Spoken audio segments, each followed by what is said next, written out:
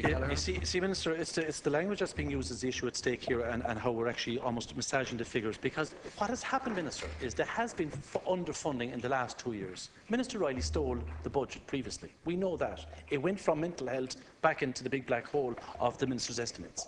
What has not happened since, and commitments were made, that there would be an accelerated recruitment process, and that we would actually have people on the ground, whole-time equivalents, actually dealing with people in vulnerable positions with regard to mental health. And that hasn't happened, Minister. You are playing catch-up from a position of absolute underfunding over the last couple of years. No. It is you, Tuck, Minister. It is you who went in and robbed the 35 million euros from the mental health budget. It's you. It was you who took it. It's all nonsense that we're listening to the whole time. This is question time. Would you put your question? Let the Minister agree that he's engaged in absolute nonsense. Because the fact of the matter is that the mental health budget was taken and was used for reasons other than it was identified for when it was meant to be ring-fenced for a recruitment process for mental health services, and that is a fact. Minister Lynch, thank you. I don't know what the question is. But I don't know, and I think there's undue influence being brought to bear on Deputy Kelleher on this issue, and it's very recent. Could I just say that Deputy Kelleher, could I ask you the question of the 890 posts that have been provided to develop our mental health services in 2012 and 2013? They're fact. They're people working on the ground. What's paying for them? I just take a very clear view of the world. These people have a salary to be paid, and by the way, these are not people that are very small salaries. They're very professionalised people doing a specific job. What's paying for them? You know, we have, and there are particular areas where we have a difficulty in recruiting people.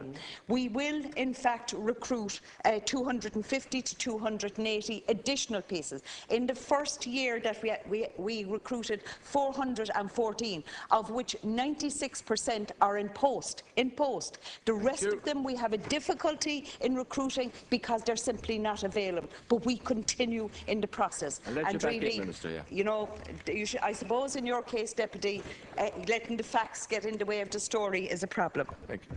Sir, 1 minute, Deputy. What we'll have to do so really is just to look at what you inherited in terms of the number of people actually working in mental health, and where we are at the end of 2013. Yes.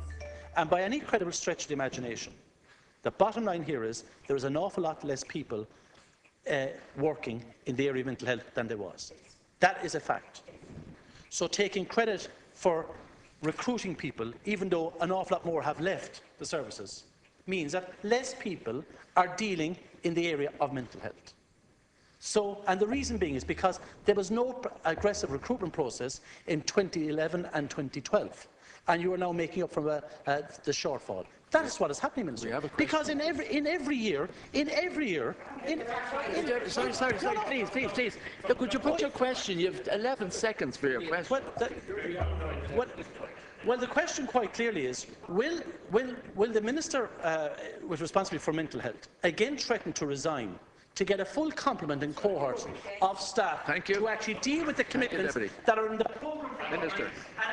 Sorry, Deputy, you're over time. Minister, thank you. The vision for change. I suppose now we better start with the last fantasy and deal with that. I never threatened to resign. I never would, and that's not what I do. I have a job to do, and I intend to do it, despite the fact that there is so much opposition in relation to the vision for change and its implementation. I have found in the last 2 years that everyone's in favour of a vision for change until it's happening in their area, and all of a sudden it's the wrong way to go and it's the wrong thing to be doing. Could I tell you that we are putting in place a modern system? It will not be the same system. We need a different skill mix. And the type of people we need working in the service are a different type of people. Yes, we will need nurses, but we need physiotherapists, occupational therapists, speech therapists, and a whole range of other skill mixes that we didn't have in the past. And Deputy Kelleher, could I just say that if I were you, I would hang my head in shame. Vision for Change 2006, and the only serious move that was made on it started in 2011.